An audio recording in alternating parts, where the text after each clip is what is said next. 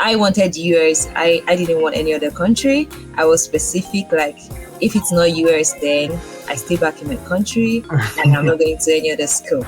So when I started, I had a senior student who is currently in Asia. He actually helped me bringing out list of schools on Twitter. I was not on X, so he brought out a list of schools and said, you can do code mails. You can write to the lecturers and feel that your research interest matches theirs. So for me, I felt like I was going to do something related to neuroscience, the brain.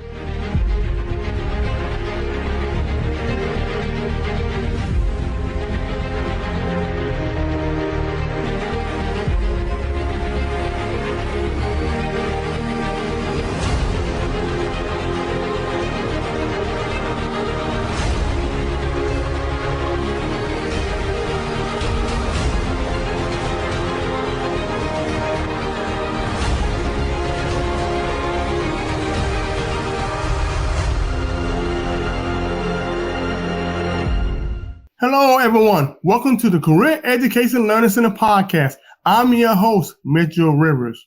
I am excited and elated to have Grace on our show today. Grace is a graduate teaching assistant at New Mexico State University. How are you doing today, Grace? I'm good. Yeah. And ladies and gentlemen, I did not say Grace's last name. I will let her tell you her last name once she introduces herself. So Grace, introduce yourself to my audience and also tell them about the trip from Nigeria to New Mexico State University. All right. Grace Olagunju. It actually means my wealth is much, and it's a Yoruba name.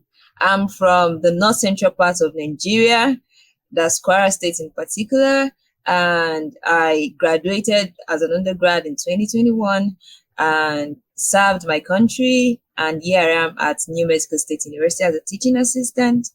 During my youth service in Nigeria, we go through youth service for 1 year where we tend to serve our father's land, try to do some community services, and help to boost the education sector of the country.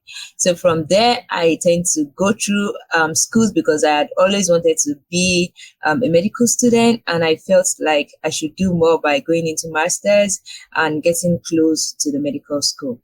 So right there, I was actually serving in a university as a graduate assistant. And from there, I went into searching online about grad school in the US. I wanted US. I didn't want any other country. I was specific, like if it's not US, then I stay back in my country and I'm not going to any other school. So when I started, I had a senior student who is currently in Asia. He actually helped me bringing out list of schools on Twitter. I was not on X, so he brought out a list of schools and said, you can do code mails. You can write to the lecturers and feel that your research interest matches theirs. So for me, I felt like I was going to do something related to neuroscience, the brain. It's actually something not common in Nigeria. You can hardly find a neuroscientist in Nigeria. So I wanted New Mexico State University. I reached out to just a professor, and that's Dr. Serrano, and she was happy to receive my invitation. So funny, it was just one message to one lecturer in New Mexico State University, and here I am in the New Mexico State University. Man, that is a nice journey. How did your family feel about you going to the United States to do your graduate studies? They didn't believe it. That's the truth. They didn't believe it because I told my parent, like, I got the admission. I have a supervisor right now. And they were like, how are you going to get to the US? Because I'm somebody that comes from a background that I have to struggle all through undergrad. Mm-hmm. I have to do so many jobs to be able to cater for myself in school. And it's not going to be easy to get the visa, the money and everything. And it was looking like it's impossible. So they didn't believe I was going to come to the US. It's really a long journey, but it's a journey that taught me how to be independent and how to be able to tell my story to some other young girls that are coming up, that you can actually do it if you believe in it. So it's actually looked impossible, but it's something that was achievable. So I applied and I could get an OFP grant, that's the education years, and they paid for my trip to the United States. And it's so funny. My parents didn't believe it. Even to the last day, I got to the airport in Abuja and said, I'm leaving for the US. That was when they could actually believe that truly, I'm actually coming to the United States. Well, I'm certainly glad you came to the U.S. and I know your parents are very, very proud of you. I mean, your parents, your whole family said you did it. You accomplished something that you set out to do. And now you come here in America. Are there any challenges since you have come to America this past year that you've encountered? Yeah. I'm actually a biology major student during my undergrad. So having a career shift to neuroscience is a big one because it's you trying to go very close to the medical field. At the same time, you are someone that was just a normal science student. So doing some courses like biochem was hard for me in the first year. The accent, trying to learn the American way of speaking, the American way of life, it's actually different. And the fact that you are alone, there's no family, makes it a little bit harder. So I had to really bottle up, like try to read more hours to be able to get my current courses are actually going smooth because it's biology major. But doing something like biochem in my first year was hard for me. It took my time. It was looking like I was not going to be able to pass the course, but it took more of reading, more of going to the library, video classes. And I must say that the US standard of education is actually a little bit higher than, the rest of the world. Well, that is perseverance and resilience. Yeah. I had a past guest and we did a special segment on resilience. And Grace, you have shown resilience in that because anytime in life, you're going to encounter challenges. The past episodes, I've talked about the challenges that I had with math, and I franked my first 2 math tests in the class, and I didn't believe I was going to make it. So I went to the teacher and told her, I'm not going to drop your class. I'm not going to make it. And she said, no, you're not going to drop my class. You're going to study harder and you're going to make it.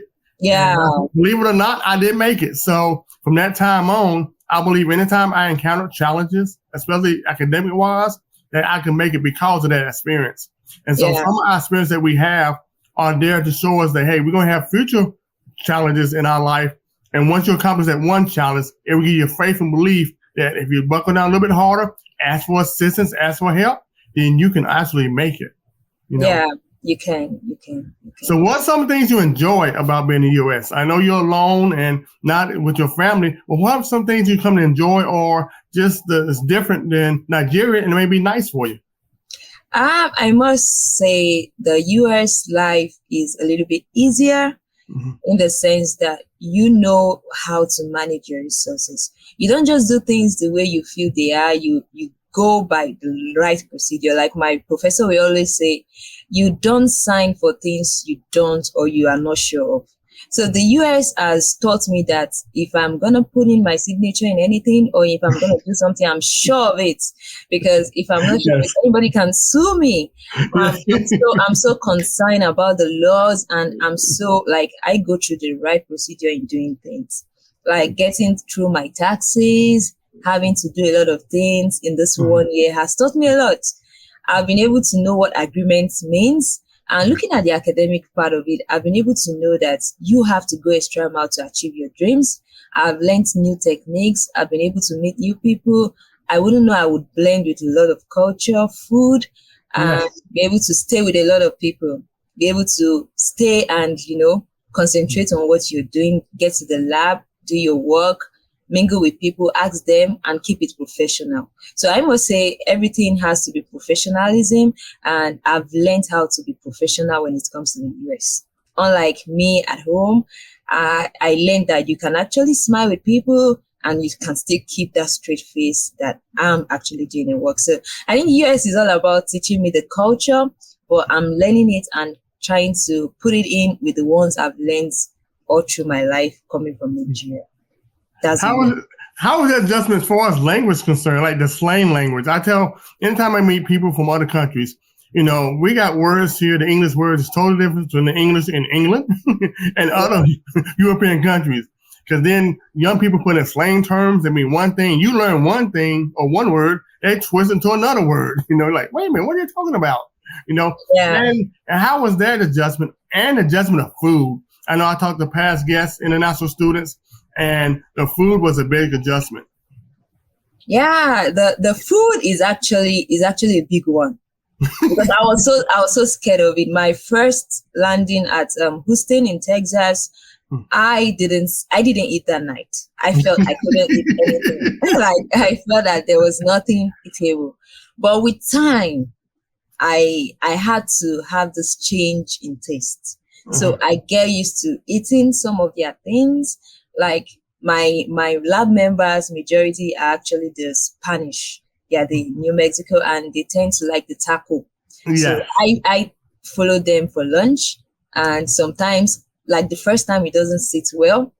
But as I try to eat it more, I tend to look at, oh, it's actually good.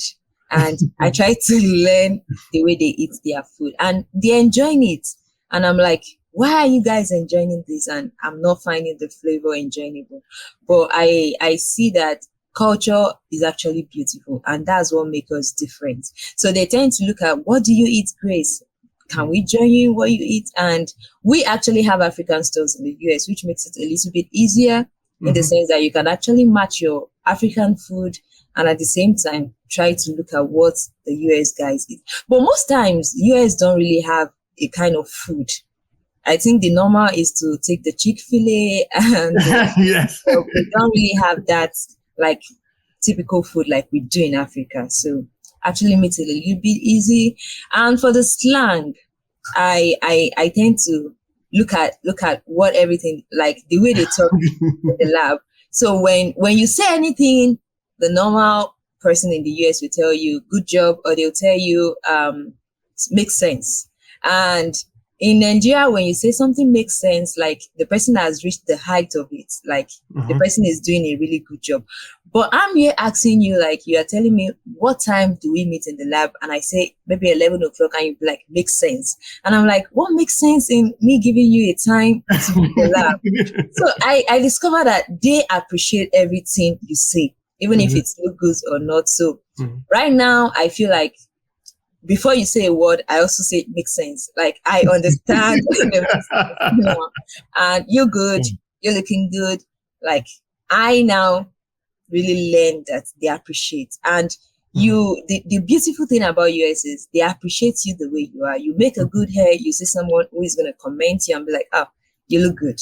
So that is another thing I try to appreciate, because in Africa, we don't really tend to really do that.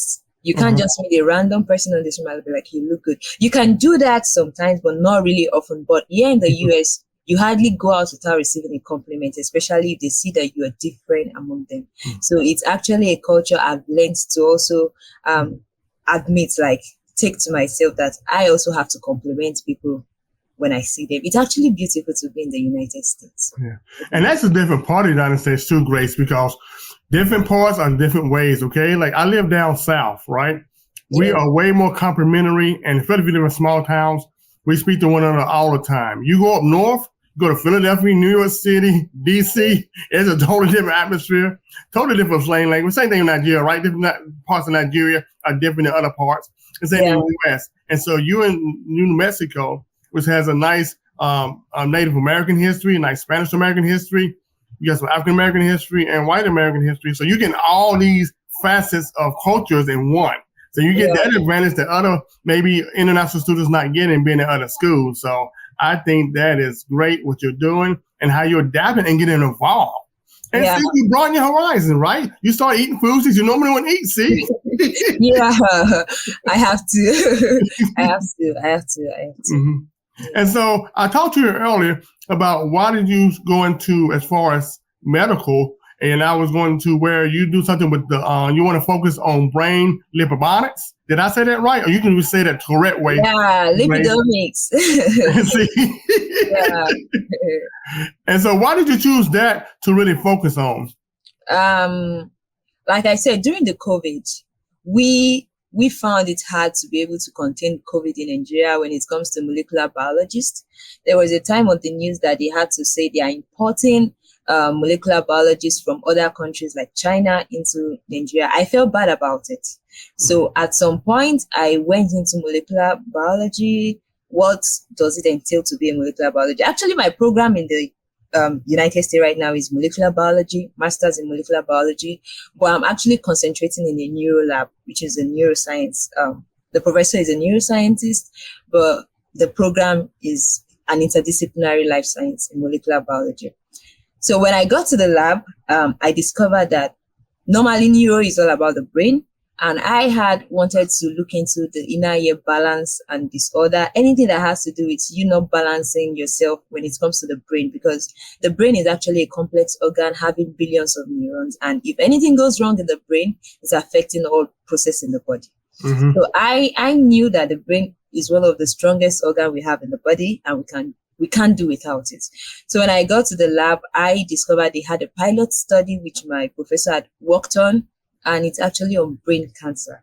And the survival rate is within 12 to 14 months once it's in the aggressive form. And I feel like this is a good project to delve into.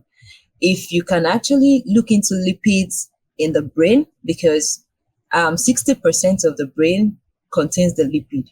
Unlike other parts that the researchers look into protein, carbohydrates, if you can concentrate on the lipids that are 60% in the brain, you can actually find what is going wrong in the brain. If they are very important in maintaining the healthiness of the brain, then they can actually be used as biomarkers when it comes to brain diseases also.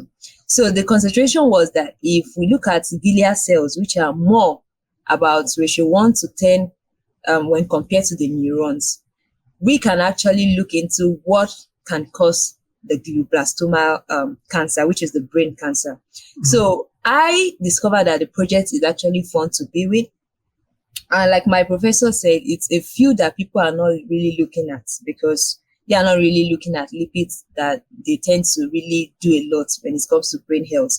But we are looking at them when they tend to appreciate or depreciate, in the sense that is there an alteration in their composition when it comes to disease conditions. So we tend to look at the glial cells, which are one of the cells in the body. They are all over the brain, So when you look at the brain, the glial cells tend to be more than neurons, and neurons actually do not regenerate. But glial cells tend to regenerate. So when you look at the glial cells, you can actually culture them and look at how this lipid tend to depreciate or tend to appreciate, in the sense that is their number decreasing or increasing. So right now, the pilot study in the lab made me to look in to really have interest in studying this glioblastoma cells. So right now, I'm actually starting my project in full, and that's tending to look at what it is having a control and having a cancer cell, tend to see how this lipid tend to differ across the two cells, and be able to recommend them in future if people can actually go into looking at the lipid and tend to concentrate on them and use them as biomarkers when it comes to brain cancer in the cell. So my passion comes from a pilot study done by my professor in the lab, and I find it enjoyable to be able to go into that. So right now, going for PhD, I still look at myself being in the lipidomics project, because it's a field that people do not look at. And mass spec is actually the technique used majorly, and it's something that takes time for you to understand. So I'm seeing it as an enjoyable stuff, and I'm really pushing hard to even have it in my PhD, probably go more to look into lipids when it comes to the brain cells. That's just it. Wow, that is incredible. I'm running a lot here. I feel like I'm in class. Because it's very, I mean, what you're doing is much needed in medical community. Yeah. And so I know you're a teaching assistant. So do you enjoy that, being a teacher assistant, able to transfer that knowledge you have to our young people? Yeah, teaching is one of my favorite things. I love to talk when it tends to be like trying to impact people. So I can't forget my first encounter when I got to the first section I was going to be taking. And I felt like I was the only Black lady in the class. And I didn't really like that, because I felt like I was the only one looking different among all the students. But with time, I enjoyed it. I had them to come out from their shells, go around their tables, and I must confess that it's different from our teaching in Nigeria, in the sense that you might have a large class and you're standing in front, but right here, I have to go to tables, try to know them by names. I know everybody in the class, so I don't really have to once I look at your table, I know this person is not in class, which makes it a little bit interesting. And my class section actually made me learn more. So trying to TA in New Mexico is beautiful. I've actually had to TA currently I should have TA more than 80 students, if not more than probably 100 or something. But I'm happy to do that because each time I feel that even if they don't remember me right now, they're going to remember that once I took a class with a TA, which is from Nigeria, and she had actually taught us this and that. And one of my favorite classes was the climate section, where I had to tell them that you guys are contributing to the CO2 in the world, and how do you tend to use this? And everybody had their different opinion about that, and they laughed, which means they actually understood what I was telling them. Unlike the first semester, I had the accent problem. They weren't understanding me that well. But right now, they were happy, and a lot of them had to come meet me at the end of the class and be like, thank you for the semester. I really had that as an accomplishment, that they were happy that I actually TA'd them for that section. I'm really happy to be a TA. Yeah, I am. Yeah, because also, and I noticed when I've done some teaching before in the past, I was in what they call junior achievement here, and I would go down to high school and the elementary schools to teach about business and economics, and sometimes they did government. And just by that, you learn more about being a teacher than they think they do, right? You're teaching class, but you learn at the same time. Exactly. And you got to know more about the subject and more about people. And it brought you out of your shell, Grace, if you ever had a shell, to where now, like you said, you had to know people on a personal basis, right? America, most areas seem to be more personable, right? On a first name basis, they want you to know who they are. Still, no matter how old, they want you to know who they are and where I come from and stuff. So we're very individualistic, but at the same time, we still want to know everybody know who we are and what they do. So we're very much interested in other people's lives. Some people call that nosy. People call that, just want to know who you are and be thankful for what you do there. Because so there is a difference, huh? Because I noticed on your profile you done some tutoring also in Nigeria. And did that translate well to America when you started teaching using some of those tutoring techniques that you did? I didn't get that, like the techniques. So you did some tutoring in Nigeria. Did you do some tutoring in Nigeria? Yeah. And did that help you as far as the transition, as far as teaching here a little bit? It did. Not really a little bit, very much, because I had known how to impact people from Nigeria. I had my last experience in Nigeria before leaving, where I had to do that during my NYSC, like I told you, the youth service I did. So I was posted to a village, and they hardly understand English. They couldn't really interpret. And I had 4 kids to take care of, like to teach. And I knew they knew what they want. Like they understand what they've been taught in class, but to write it down was a problem because they couldn't interpret the language. So trying to do that, I tried to buy them gifts. I tried to encourage them, even if they didn't do that well. So all those experiences, and I had a nursing student too that I had to tutor at some point. She failed the nursing class test, and the parent actually employed me to take her a kind of classes after school, and she was in first year undergrad. And these experiences was trying to be patient with them. Kids at sometimes may be over stressed, and they don't want to learn at that particular time. So trying to understand different kids at different time, including undergrads, has given me that opportunity to be able to know that you have to really go extra mile for some students as opposed to other students. So right here, when I got here, some students are so fast. When you put in something on the on the PowerPoint, fast to answer the question in class activity, while others are slow. So others that are slow are not able to come out from their shell because they feel that this other guy has overgone, and I don't want to put the class behind. So I tend to tell them that you guys have to wait for others.